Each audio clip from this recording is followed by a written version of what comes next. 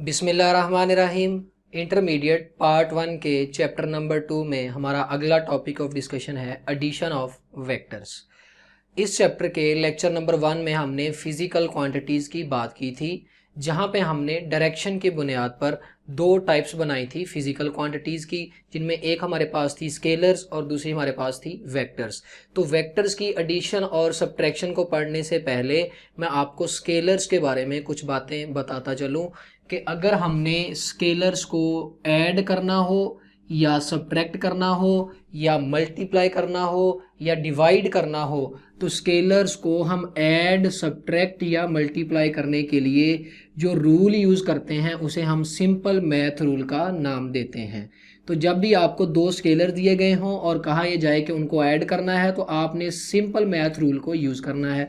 Simple math rule का मतलब आपको एक लेंथ दी जाती है जी 2 मीटर, दूसरी लेंथ दी जाती है आपको 2 मीटर, आपको कहा जाता है इन दो को आपने ऐड करना है, तो 2 मीटर प्लस 2 मीटर ये आप सिंपल मैथ रूल कर रहे हैं, तो आपके पास टोटल लेंथ जो है वो 4 मीटर आ जाएगी। यहाँ पर मैंने एग्जांपल ली है कि मेरे पास ये एक ब्लॉक है ब्लैक कलर का जिसका मैस है m1 और इसके अंदर एक ब्लॉक पड़ा हुआ है मैस m2 का। लेट्स सपोज अगर मुझे m1 की वैल्यू 1 कह दी जाती है और m2 की वैल्यू मुझे 3 कह दी जाती है, तो यहाँ से मेरे पास टोटल मैस क्या आएगा। टोटल मैस के लिए मैं दोनों स्केलर्स को m1 पहला स्केलर, इसमें मैं दूसरे स्केलर m2 को ऐड कर दूंगा। तो ये मैंने सिंपल मैथ रूल लगाया है दो स्केलर्स को ऐड करने के लिए। तो यहाँ पे हमारे पास m1 जो है वो है जी 1 प्लस m2 हमारे पास है 3, तो टोटल मैथ यहाँ से हमारे पास आ जाएगा 4। तो मैंने दो स्केलर्स को सिंपल मैथ रूल से ऐड कर दिया है। ऐसे ही मैं सब्ट्रैक्ट भी कर सकता हूँ स्केलर्स को, मल्टीप्लाई भी कर सकता हूँ। लेकिन वेक्टर्स में अगर हमने दो या दो से ज़्यादा वेक्टर्स को ऐड करना है तो हमारे पास दो तरीकाकार हैं। वेक्टर्स को ऐड करने के लिए पहला तरीकाकार जो है वो है ग्राफिकली और दूसरा तरीका हमारे पास होता है ज्योमेट्रिकली। ग्राफिकली वेक्टर्स को ऐड करने के लिए हम जो रूल यूज़ करते हैं उसे हम हेड टू टेल रूल का नाम देते हैं। तो आज हम जो है ग्राफिकली वेक्टर्स को ऐड करने का तरीकाकार पढ़ेंगे। ज्योमेट्रिकली वेक्टर्स को कैसे ऐड किया जाता है ये इसी चैप्टर में आगे एक टॉपिक आएगा, उसमें हम इसको डिटेल के साथ डिस्कस करेंगे। तो हेड टू टेल रूल जो है वो वेक्टर्स को ऐड या सब्ट्रैक्ट करने के लिए यूज़ किया जाता है।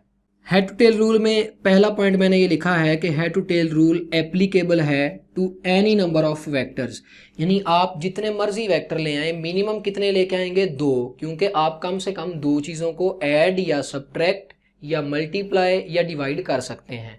तो या 2 हों या 2 से ज़्यादा, जितने भी वेक्टर्स हों आप सब वेक्टर्स को ऐड या सब्ट्रैक्ट करने के लिए हेड टू टेल रूल को यूज़ कर सकते हैं। तो वेक्टर्स को ग्राफिकली ऐड करने के लिए हेड टू टेल रूल में हमारे पास पहला स्टेप ये है कि हमने अगर वेक्टर्स को ग्राफिकली ऐड करना है तो हम पहले उनको ग्राफिकली रिप्रेजेंट करेंगे। जैसा कि हमने इंट्रोडक्शन वाले लेक्चर में पढ़ा था कि वेक्टर्स को ग्राफिकली रिप्रेजेंट करने के लिए हम एक स्ट्रेट लाइन लेते हैं और उस स्ट्रेट लाइन की एक साइड पर क्या होता है, एरो हेड होता है। तो अगर हम वेक्टर्स को ऐड करना चाहते हैं ग्राफिकली तो पहले हम उनको ग्राफिकली ड्रॉ करेंगे। ग्राफिकली ड्रॉ करने के लिए हम एक प्रॉपर स्केल जो है वो सिलेक्ट करेंगे। प्रॉपर स्केल का मतलब लेट्स सपोज आपसे कहा जाता है कि एक वेक्टर D1 है जो कि डिस्प्लेसमेंट है और इसकी वैल्यू है 100 किलोमीटर।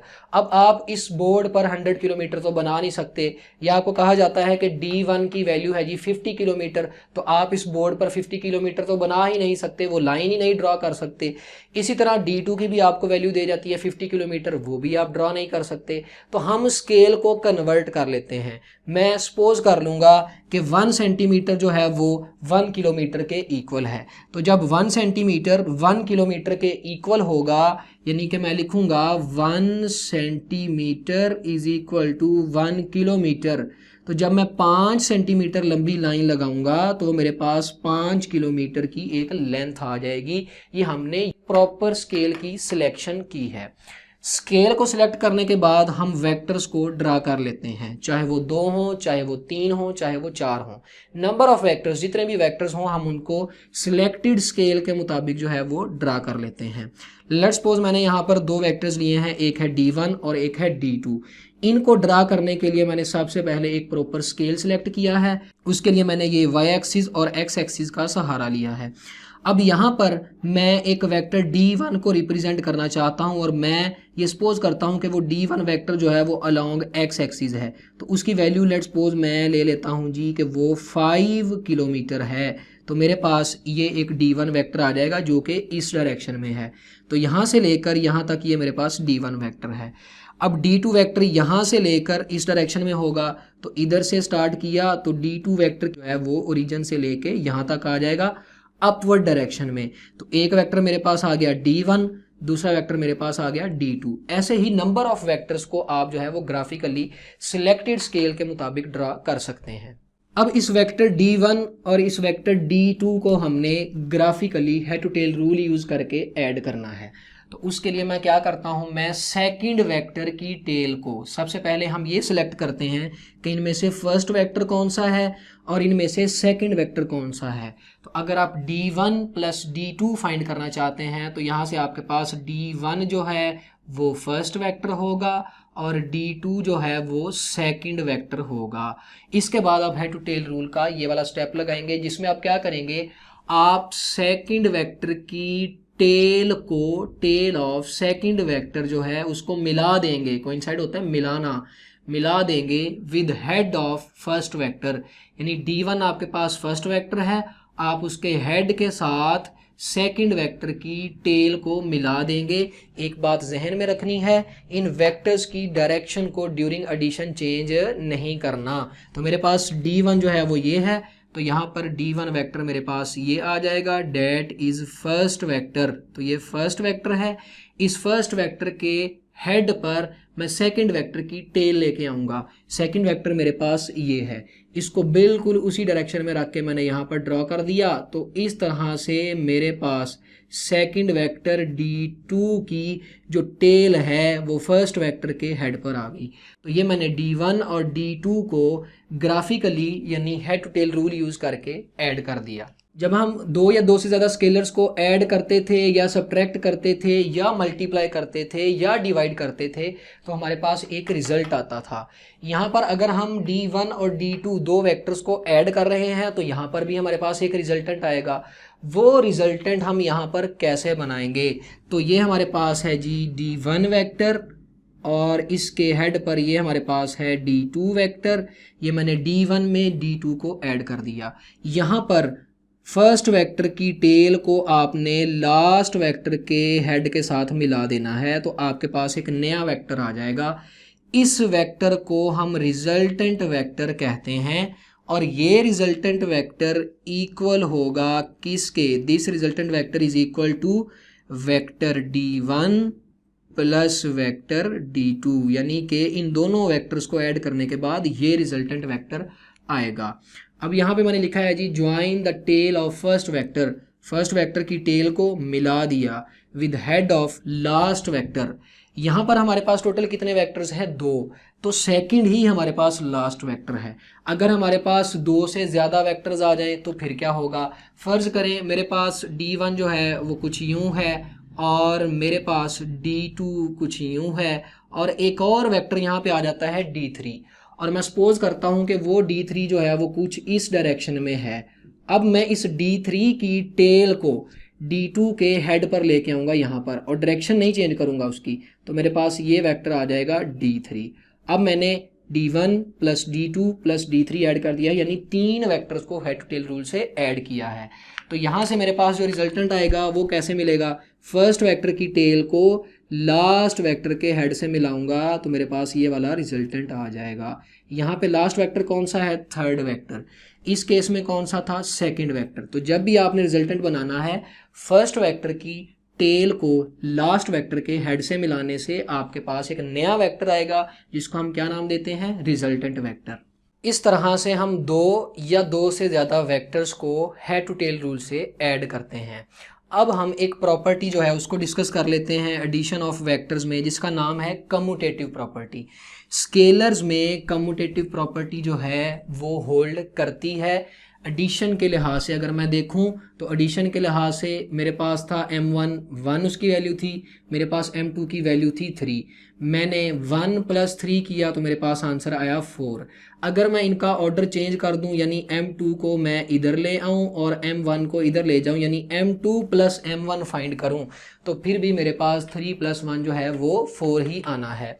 अब इस तरह एडिशन के लिहाज से हमने कम्यूटेटिव प्रॉपर्टी को वेक्टर्स के केस में डिस्कस करना है कि जब हम वेक्टर्स को ऐड करते हैं तो ऑर्डर को चेंज करने से एडिशन पर यानी रिजल्टेंट पर क्या इफेक्ट होता है। तो पहले मैंने फाइंड किया d1 + d2 यानी d1 को फर्स्ट वेक्टर रखा और d2 को सेकंड वेक्टर रखा, वहां से मेरे पास एक रिजल्टेंट आया जो हमने ये बनाया।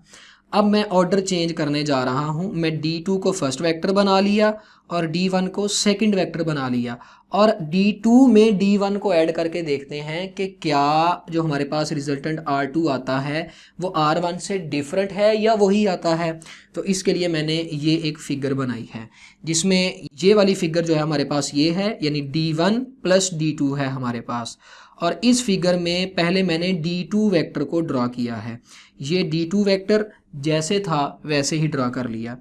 फर्स्ट वेक्टर के हेड पर सेकंड वेक्टर की टेल आपको ये नज़र आ रही है जो आपने इस स्टेप में पढ़ी थी। तो ये रही सेकंड वेक्टर की टेल और ये रहा फर्स्ट वेक्टर का हेड। तो आपने d2 में d1 को ऐड कर दिया। रिजल्टेंट बनाना है तो फर्स्ट वेक्टर की टेल को ज्वाइन करते हैं किसके साथ, लास्ट वेक्टर के हेड के साथ। तो वहाँ से आपके पास ये एक नया वेक्टर आ जाएगा जिसको मैंने r2 का नाम दे दिया है।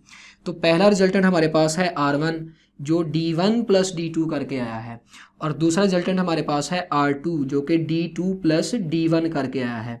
अब इस और इस फिगर को देखें ज़रा, अगर मैं अलग-अलग देखूं इनमें r1 इधर को है और r2 जो है वो भी इसी डायरेक्शन में है और दोनों की मैग्नीट्यूड भी क्या है, सेम है।